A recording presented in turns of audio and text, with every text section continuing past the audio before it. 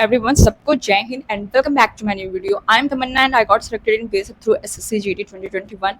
Now I'm preparing for other SSC exams. तो मैं आज की वीडियो में SSC GT के जो 2026 के लिए प्रिपरेशन कर रहे हैं, ये वीडियो उनके लिए है क्योंकि मैंने कल एक पोस्ट डाला था, उस पर काफ़ी बच्चों का कमेंट आया है कि आई एम सीरियस, यस दीदी, SSC GT 2026 जो टारगेट कर रहे हैं उनके लिए वीडियो लेकर के आओ। तो मैं उनके लिए ही वीडियो लेकर के आई हूँ। सबसे पहले आपका वीडियो को शुरू करने से पहले मैं आपको एक आज का टास्क दे रही हूँ। वो है पहला कि आपको SSC GT का सिलेबस नोट करना है, जो मैं आज शाम को टेलीग्राम चैनल पे आपको भेज दूंगी, ठीक है। और टेलीग्राम चैनल का लिंक जो है वो डिस्क्रिप्शन में है, आप वहाँ से ज्वाइन कर जाना। तो टेलीग्राम पे भी भेज दूंगी और व्हाट्सएप पे भी भेज दूंगी। तो वहाँ से आपको क्या करना है, सिलेबस को का जो है वो अपने पेज पे नोट डाउन करना है और आपके स्टडी टेबल के सामने चिपका देना है, ठीक है, उस सिलेबस को। दूसरा टास्क ये है कि आपको एक मॉक टेस्ट देना है, ठीक है। आपको आगे वीडियो में समझ में आ जाएगा, मैं सब कुछ धीरे धीरे करके बताऊंगी, पर ये मैं स्टार्टिंग में इसलिए बोल रही हूँ क्योंकि बहुत सारे बच्चे हैं वो लास्ट तक वीडियो नहीं देखते या तो बीच में स्किप कर देते हैं, इसलिए। तो दूसरा जो टास्क है आपका वो है आपको एक मॉक टेस्ट देना है, या तो प्रीवियस ईयर क्वेश्चन का जो है वो अगर आपके पास बुक है तो उसको सॉल्व करना है, ठीक है। तो अगर आपके पास टेस्ट सीरीज है तो आप मॉक टेस्ट लगा लेना, ठीक है। और आपके पास टेस्ट सीरीज नहीं है और SSC GT का कोई प्रीवियस ईयर बुक है तो वहाँ से आपको क्या करना है कि आप एक अपने रफ कॉपी में 1 to लेकर 100 तक का 80 क्वेश्चन होंगे तो 1 to 80 आपको नोट डाउन कर लेना है। उसके बाद 1 का आपने कौन सा ऑप्शन सेलेक्ट किया, जैसे आपने क्वेश्चन पढ़ा, सॉल्व किया, उसमें से जो आपका ऑप्शन आया 1 के बगल में लिख देना है, ठीक है। और इस तरह देखना है कि आपका कितना करेक्ट हुआ है, ठीक है। उसके हिसाब से अपना नंबर कैलकुलेट करके, और जो मॉक टेस्ट दे रहे हैं उनका मॉक में कितना नंबर आया है वो सब्जेक्ट वाइज जो है आप अपना नंबर मेरे को कमेंट करना, ताकि जो मैं अगली बार वीडियो लेकर के आऊँ तो आपके मार्क्स को अपने नज़र में रखते हुए वो स्ट्रैटेजी वीडियो लाऊं और सब्जेक्ट वाइज स्ट्रैटेजी लाऊं, ठीक है, और उसके हिसाब से गाइड कर सकूं। तो इसलिए मैं बोल रही हूँ कि आज आपको ये टास्क करना है और कल तक सभी बच्चों के कमेंट आ जाना चाहिए, ताकि मैं परसों फिर से 11 बजे आपके लिए वीडियो लेके आऊँ न्यू वीडियो, ठीक है। तो जो 2026 के एस्पिरेंट हैं उनके लिए वीडियो आएगी 11 बजे, ठीक है, 11 बजे सुबह में। और जो बच्चे जिनका अभी फिजिकल चल रहा है, मेडिकल चल रहा है, उनके लिए 3 बजे आएगी इवनिंग में, ठीक है। तो इसलिए कंफ्यूज नहीं होना है कि दीदी कौन कौन सा वीडियो लेकर के आती है, कब कब लेकर के आती है। तो आपके लिए पता चल गया कि आपको 11 बजे वीडियो मिल जाएगी। अब बढ़ते हैं वीडियो का जो मेन टॉपिक है, जो SSC GT का मैंने ओवरव्यू देना है इस वीडियो में, तो उसका आप जो है अच्छे से सुन लो, ठीक है।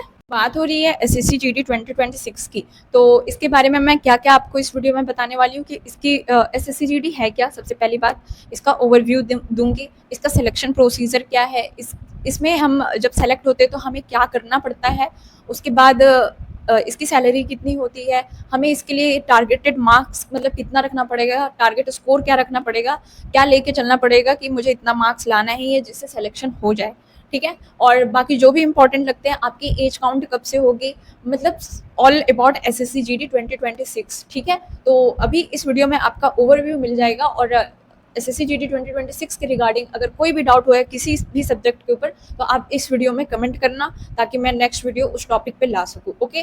तो सबसे पहले चैनल को सब्सक्राइब कर लेना, वीडियो को लाइक कर दो।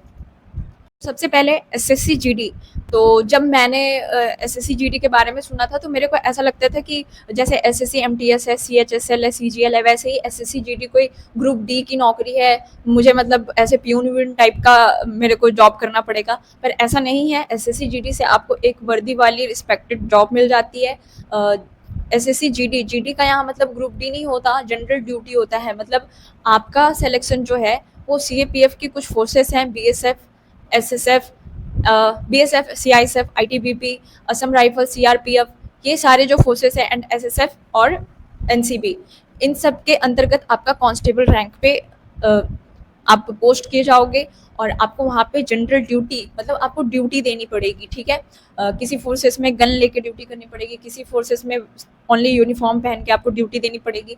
तो ऐसा है, मतलब एक वर्दी वाली जॉब आपको इससे मिलेगी। और सैलरी अगर इसका बेसिक पे देखे तो लिखा हुआ होता है 21,700, ठीक है। लेकिन इसका बेसिक पे मत जाना कि मुझे क्या इतनी कम सैलरी मिलेगी, तो नहीं, आपकी इन हैंड सैलरी जो है वो आएगी 35,000 के करीब स्टार्टिंग में, ठीक है।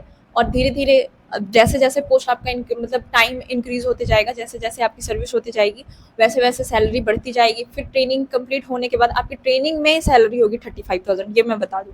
ठीक है, कभी कभी कहीं कहीं ज़्यादा भी होता है, 38 भी हो जाता है, 35 टू 38 के बीच में रहता है। ठीक है, उसके बाद जब आप कहीं जाते हो तो रिस्क अलाउंस ऐड हो जाता है, प्लस बेसिक पे भी आपका इंक्रीज हो जाएगा।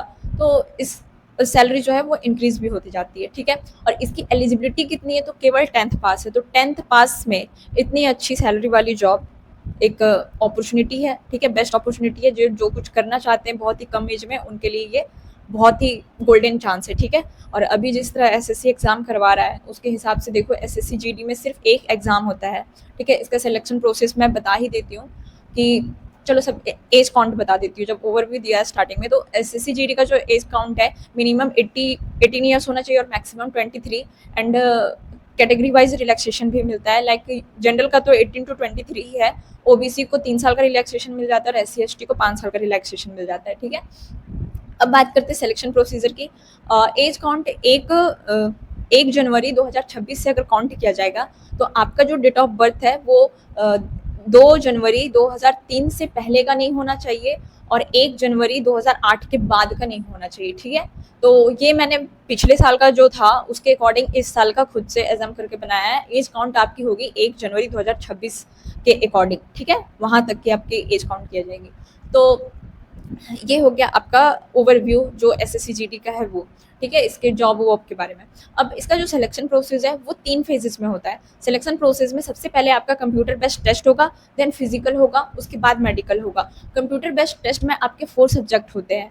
4 सब्जेक्ट जो होंगे वो कौन कौन से होंगे, maths, reasoning and GK GS and Hindi.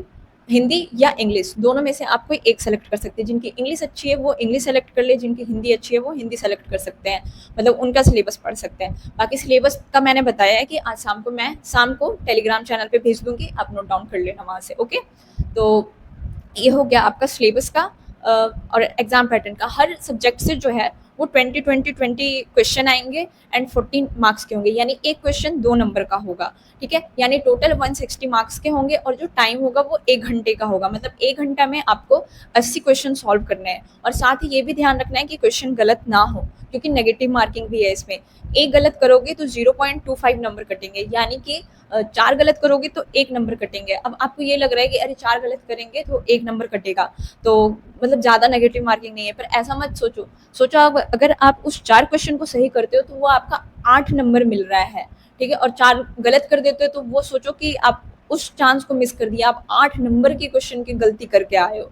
ठीक है, और साथ ही 1 नंबर आपका और नेगेटिव हो गया। तो आपको गलत क्वेश्चन अटेम्प्ट नहीं करने हैं, ये आपको स्टार्टिंग से ही हैबिट बनानी पड़ेगी कि मुझे जो नहीं आता है उसको मैं छोड़ दूंगा या छोड़ दूंगी। ठीक है, आपको गलत नहीं करना है, तुक्का नहीं मारना है। तो ये आपका सिलेबस हो गया, एग्जाम पैटर्न हो गया। ठीक है, आप इसमें अच्छे नंबर लाओगे, जितने अच्छे नंबर लाओगे उसके हिसाब से आपको फोर्स सेलेक्ट करना होता है फॉर्म फिलअप करते टाइम ही। ठीक है, पोस्ट प्रेफरेंस जो है वो आप जब फॉर्म अप्लाई करोगे तभी आपको पोस्ट प्रेफरेंस डालना है। और सबसे ज़्यादा हाई कट ऑफ जो जाती है वो एसएसएफ एनसीबी की जाती है और ये सबसे अच्छी फोर्स है एसएससी जीडी में। ठीक है, तो कोशिश करना है कि आप अच्छे फोर्स के लिए ही फाइट करो, अच्छे से पढ़ाई करो। ओके, तो ये हो गया आपका ओवरव्यू। एंड अब होता है फिजिकल। ठीक है, तो फिजिकल होगा वो मेल और फीमेल के लिए अलग अलग क्राइटेरिया है। अगर फीमेल की बात करें तो फीमेल का हाइट जो है वो 157 सेंटीमीटर चाहिए और रिलैक्सेशन भी मिलता है। तो अब मैंने स्क्रीन पे लगा दिया है, आप उसको पढ़ सकते हो कि किस किस कैटेगरी को रिलैक्सेशन मिलता है हाइट में। बाकी तो यूआर ओबीसी के लिए तो सेम है एंड शायद एससी के लिए सेम है। ठीक है, तो मैंने स्क्रीन पे लगाया है, वो अभी मेरे को एक्यूरेट याद नहीं है, तो आप वहाँ से चेक कर लो। मेल की बात करें तो मेल के लिए हाइट 170 सेंटीमीटर चाहिए और चेस्ट जो है वो केवल मेल में चाहिए। मैंने स्क्रीन पे लगाया है, उसको आप स्क्रीनशॉट कर लो या पढ़ लो।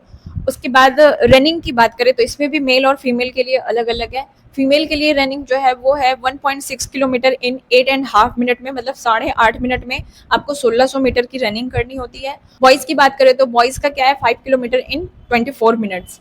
ठीक है, और लद्दाख रीजन वालों के लिए अलग होता है, तो आप जो है वो पढ़ ले, मैंने स्क्रीन पे तो लगाया है सब कुछ। जब आप फिजिकल क्वालिफाई कर लोगे तो आपका मेडिकल होगा, और मेडिकल के बाद ही फाइनल मेरिट आती है, जिसमें आपको पता चलेगा कि मुझे मेरे नंबर के अकॉर्डिंग इस फोर्स को, मतलब इस फोर्स में मेरा सिलेक्शन हुआ है। ये आपको फाइनल मेरिट में पता चल जाएगा, और फिर बाद में ज्वाइनिंग लेटर आ जाती है। और ये सारा पूरा प्रोसीजर होने में लगभग 1 साल और 1-2 महीना एक्स्ट्रा लगता है, मतलब 1 साल से थोड़ा ज़्यादा।